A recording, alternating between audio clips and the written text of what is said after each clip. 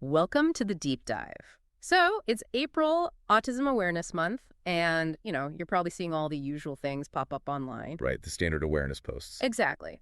But today, we wanted to do something, well, a bit different. Go a little deeper, maybe, than the usual infographic. Yeah, we're digging into the power behind knowledge. Who gets to shape it, especially when it comes to autism? That's the core of it. We're looking at this piece, Reading the System, Autism, Power, and the Politics of Knowing by Jaime Hoerricks. And the central question Hoerricks poses is, essentially, what happens when groups who've been marginalized, in this case, autistic people, start really analyzing the systems affecting them? So think of this deep dive as like your quick guide to the main ideas in critical autism studies. Hmm. We want to help you see the forces that shape how we talk about autism, forces that aren't always obvious. Get a clearer picture. And the author uses this really striking parallel to kick things off, mentioning Denmark Vesey. Oh yeah, the enslaved carpenter from the 1800s. That's him. He was literate, and his ability to read was seen as this huge threat by the slaveholding powers. We're going to explore how that historical fear kind of echoes today with autism and knowledge. Okay, interesting. So some things maybe to keep in mind as we go. Who's actually writing the main stories about autism? And what impact do those stories have, Mm. like real-world consequences? And crucially, what happens when autistic people themselves start telling their own stories, on their own terms? Let's unpack that, starting with Vesey and this idea of literacy as a threat. So Vesey's literacy, it wasn't just that he could read, was it? The source suggests it was more than that. Exactly. In a system designed to keep enslaved people ignorant, just being able to read and write was, well, radical. It gave him tools to imagine something else, a life outside of bondage. He could read the same texts used to justify slavery, but see them differently. Precisely. He could use the master's tools, so to speak, to critique the master's house. The source mentions he even had maps, plans for an uprising. It was literacy as a tool for strategic thinking, for planning freedom. So he wasn't just reading words, he was reading the system itself, understanding how it worked, and that was the danger. Yes. And the author makes the point that the uprising didn't even need to happen for the fear to be real. Just the fact that Vesey and others could think critically, imagine differently, that was threatening enough. Which connects to the bigger idea the author raises. Literacy isn't just about text. Right, it's about reading systems. Yeah. Seeing that the way things are, social conditions, political structures, isn't just natural, it's constructed by people. The source also mentions David Walker and Nat Turner. Yeah, as other examples of knowledge and literacy sparking resistance, challenging the established order, it shows this pattern. Right? What pattern is that? When marginalized groups get the tools to understand and articulate their situation, those in power often try to shut it down, suppress that knowledge. And that, the author argues, brings us to today's sort of culture panic around critical studies. Exactly the same underlying fear, the text suggests. Fear that marginalized groups will get the intellectual tools to dissect and challenge the systems affecting them. So things like critical race theory, gender studies, disability studies. The pushback frames it as protecting kids from divisive ideas.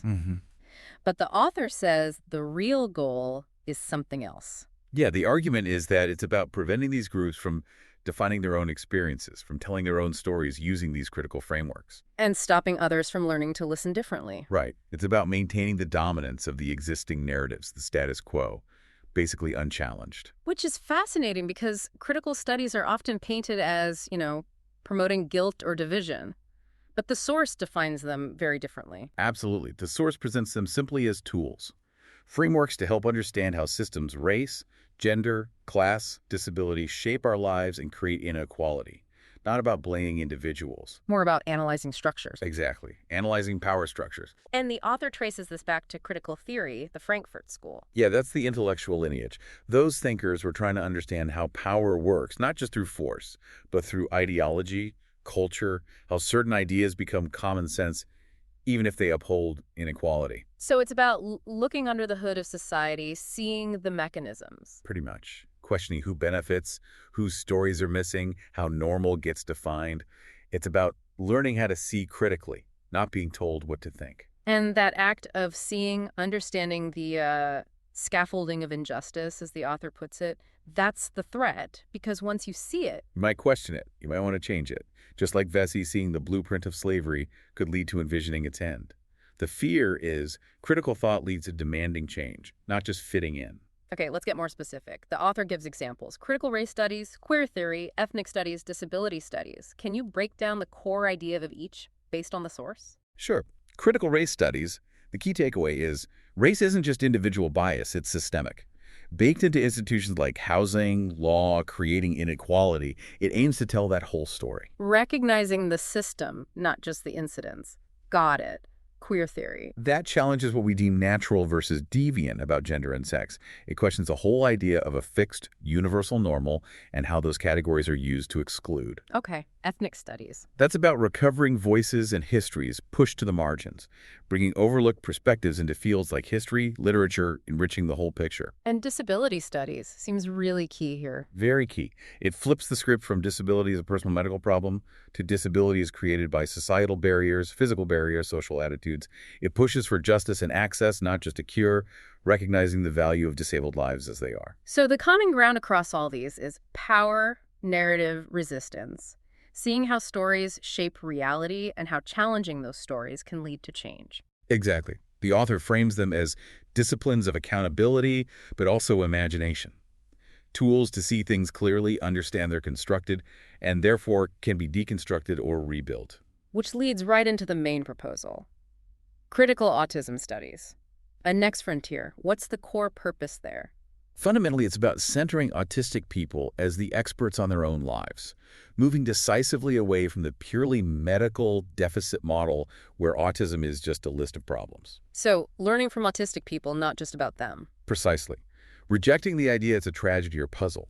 Starting from the point that autistic life is meaningful, complex, valuable, it would involve looking critically at how autism has been defined historically, by whom and why, and understanding the impact of the neurodiversity movement. Which sees autism as a natural variation, not inherently a disorder. Right.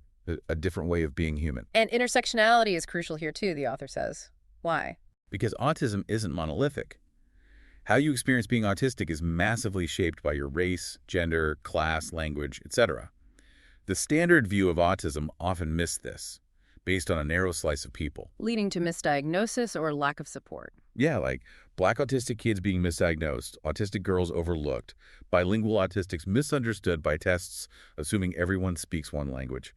Critical autism studies would have to center these varied, intersecting experiences. The text mentions the power threat, meaning framework, PTMF as a tool. How does that fit in? PTMF is a really different lens.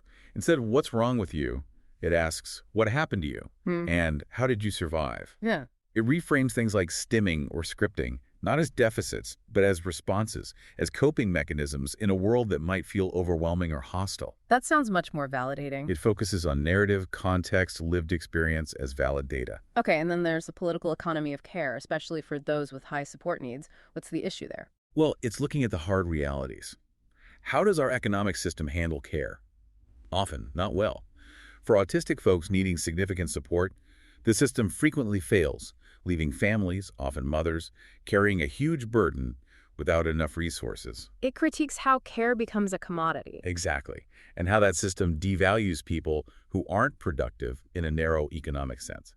A critical program would examine this, look at systemic failures, and explore alternatives like mutual aid, cooperative models, moving beyond just institutions or the market. Seeing care as a collective responsibility, not just individual. Yes, and it's not just about fixing problems now. There's this idea of autistic futurism. What's that about?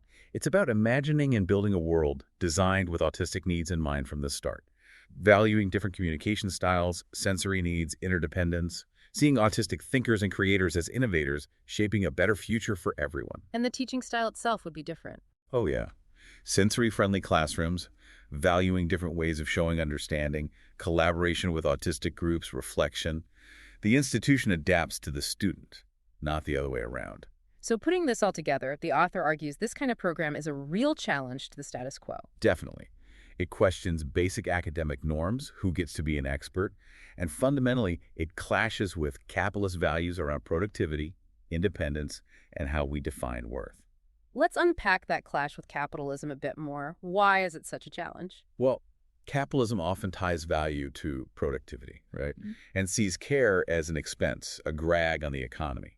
Autistic people, especially those who need a lot of support and maybe don't fit traditional jobs, can get framed as burdens in that system. Critical Autism Studies rejects that framing entirely. Completely. It insists on the inherent worth of every autistic life, period.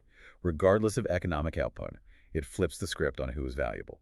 The text also brought up the use of the mums rhetorically. What was the point there? The author argues that the image of the struggling, sacrificing mother is often used, maybe unintentionally sometimes, but used nonetheless, to shut down critiques of the autism industry or the lack of state support. How so? It redirects the conversation. Instead of talking about systemic failures, lack of resources, poor services, inaccessible communities, it focuses on the individual parent's struggle. And any critique of, say, certain therapies or the industry profiting from autism gets framed as attacking these already burdened mothers. So it protects the system from scrutiny. That's the argument. It protects corporations, therapy providers, pharma, tech, who position themselves as helping these families while profiting from the very exclusion and lack of support that creates the struggle. The mom narrative creates a content market for interventions. But the author isn't blaming parents. No, not at all. The point is to say, let's name the systemic failures that create that intense pressure and isolation. Let's demand justice based on human rights, proper support, inclusion, not just pity or charity driven by these narratives. So it's about demanding systemic change, not just coping mechanisms. Exactly.